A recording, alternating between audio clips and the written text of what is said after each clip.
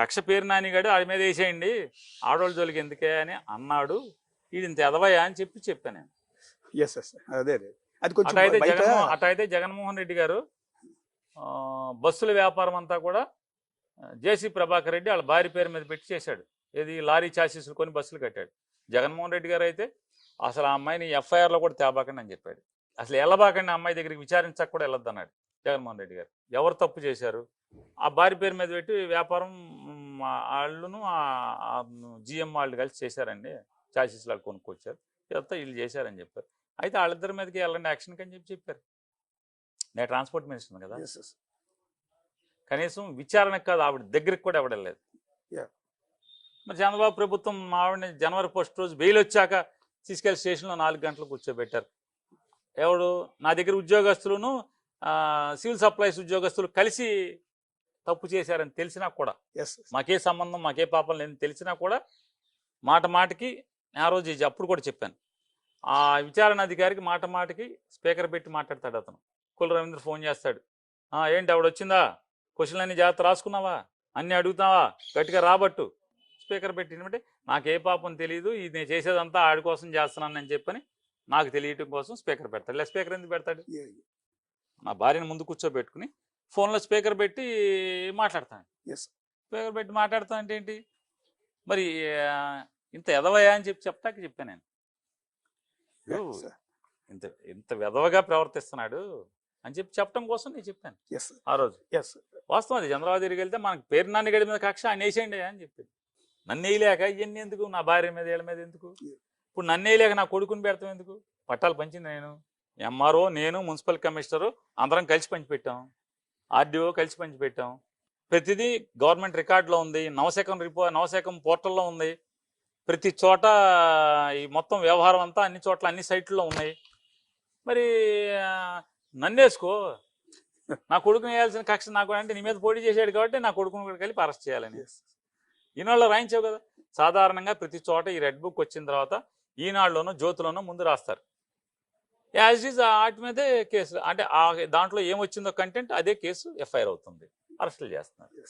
పర్టికులర్గా అమరావతి రాజధాని గురించి సాక్షి టీవీలో కొమ్మినేని గారు అండ్ కృష్ణరాజు అనే జర్నలిస్ట్ మధ్య జరిగిన అమరావతి వేసేల రాజధాని అన్న కామెంట్, మీరు ఈ జిల్లా వాస్తవ్యుడిగా, అంటే రాజధాని ప్రాంతానికి సంబంధించిన కృష్ణా జిల్లా వాస్తవ్యుడిగా దాన్ని యాక్సెప్ట్ చేస్తారా? వేసేల రాజధాని అన్నమాట యాజ్ ఇట్ ఈజ్గా ఆ మాట మాట్లాడటం, కృష్ణరాజు అనేటువంటి జర్నలిస్ట్ మాట్లాడటం ఖచ్చితంగా 100కు 100 తప్పు. ఇప్పుడు డిబేట్లోకి వెళ్ళినప్పుడు ప్రజెంటేషన్ చాలా ముఖ్యం. వెనకటికి ఒక సాంబడన్న ఉన్నాడు TV5లో, ఆడు సినిమా హీరోయిన్లు అందరూ, మరి ఆ ఛానల్ ఏమన్నా క్షమాపణ చెప్పింది ఎవరికన్నా? డైరెక్ట్గా అన్నది ఎవడు? డిబేట్లో పాల్గొన్నాడు కాదు, మోడరేటరే సినిమా హీరో ఎవరితో, పోసాని కృష్ణమురళితో డిబేట్ చేస్తా మీ సినిమా వాళ్ళందరూ అన్నాడు. మరి ఎవడు క్షమాపణ చెప్పాడు? ఈ చంద్రబాబు వీళ్ళందరూ, లేదా సినిమా ఇండస్ట్రీ పవన్ కళ్యాణ్ వీళ్ళందరూ ఎరా సాంబిగా మా సినిమా హీరోయిన్లందరినీ అని ఎవడ మాట్లాడా? పోనీ ఈనాడు కానీ జ్యోతి కానీ ఎవడన్నా మాట్లాడా? పోనీ తెల్లారి పొద్దున్నే క్షమాపణలు అని చెప్పాను వాడు చెప్పాడా? చెప్పలేదు కదా. అట్లాగే కానీ ఇక్కడ కొమ్మినేని శ్రీనివాసు క్షమాపణ చెప్పాడు, సాక్షిలో రాశారు, తప్పు అతను మాట్లాడింది మేము చాలా చింతిస్తున్నాం, అది మాట్లాడకూడదని. దానికి సాక్షి యాజమాన్యానికి కొమ్మినేని శ్రీనివాస్కి ఏంటి సంబంధం?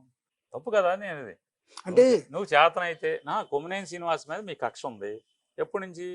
2014 ముందు నుంచి మీ కక్ష ఉంది. 14లో మీ ప్రభుత్వం రాగానే ఎన్టీవీ చౌదరిని బెదిరించి కొమ్మినేని శ్రీనివాసుని ఉద్యోగంలోంచి తీయించారు కదా. అతను ఉద్యోగంలోంచి తీయించాక సాక్షిలో వచ్చి చేరాడు. అప్పటి నుంచి ఇతన్ని ఎట్టా పీకాలి, ఏం చేయాలి, అరెస్ట్ చేయాలి, కక్ష తీర్చుకుందాం అనుకుంటున్నారు. అన్నది ఒకడు, అరెస్ట్ ఇతని మీద ఏంటి? తప్పు కదా అది అన్నా. అంటే నేనేమంటానంటే ఓకే, అది సాక్షి అంటే వైఎస్ఆర్ కాంగ్రెస్ పార్టీకి అనుబంధమైన సాక్షి టీవీలో జరిగింది కాబట్టి ఇంత రాద్దాంతో మీరు అన్నట్టుగానే అవకాశాన్ని వినియోగించుకుని వాళ్ళని అరెస్ట్ చేశారు అని అనుకుందాం. దాన్ని డ్యామేజ్ కంట్రోల్ చేసుకోవాల్సిన మెకానిజం మీ పార్టీలో ఉండాలి కదా. ఒక కోర్ కమిటీ, ఒక డ్యామేజ్ జరిగింది మనకి, సో అమరావతి ప్రజలందరూ వేసేలు అన్న మాట ఇప్పుడు కాదు కదా, ఒక 30-40 ఏళ్ల వరకు మర్చిపోరు దీన్ని. ఇది మనకి ప్రతి ఎన్నికల్లో కూడా ఇది టీడీపీ కాదు కదా సార్, టీడీపీ వేపన కింద వాడే అవకాశం. వినండి, తర్వాత చాలా మంది దాని మీద విశ్లేషణ చేశారు. ఏంటి అసలు ఏంటంటే ఆ కృష్ణరాజు ఏదో వీడియోలు చేశాడు, నేను వినలేదు, నేను చూడలేదు. ఏమనంటే ఏదో ఈనాడులో కూడా దాన్ని వార్తని యా యా ప్రచురించారు. ఆంధ్రప్రదేశ్లో ప్రాస్టిట్యూషన్ అనేది చాలా వేగంగా పెరుగుతుంది.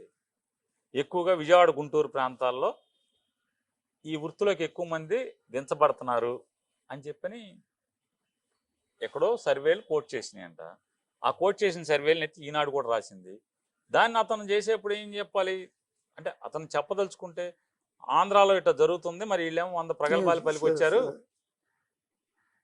అందులో ప్రత్యేకించి అంతా విజయవాడ గుంటూరులో ఇది చాలా తీవ్రంగా ఉందని చెప్తున్నారు అని చెప్పి అది చెప్పాలి తప్పితే, మా నాన్నగారు ఎమ్మెల్యేగానో మున్సిపల్ చైర్మన్ గాను ఉన్నట్టు గుర్తు, ఎమ్మెల్యేగా ఉన్నట్టున్నారు, ఆయన ఇక్కడ చేశాడు అంటే ఎప్పుడు చూడండి 1989, 90 నుంచి నాకు గుర్తు విలేకరుగా ఉన్నట్టు నుంచి.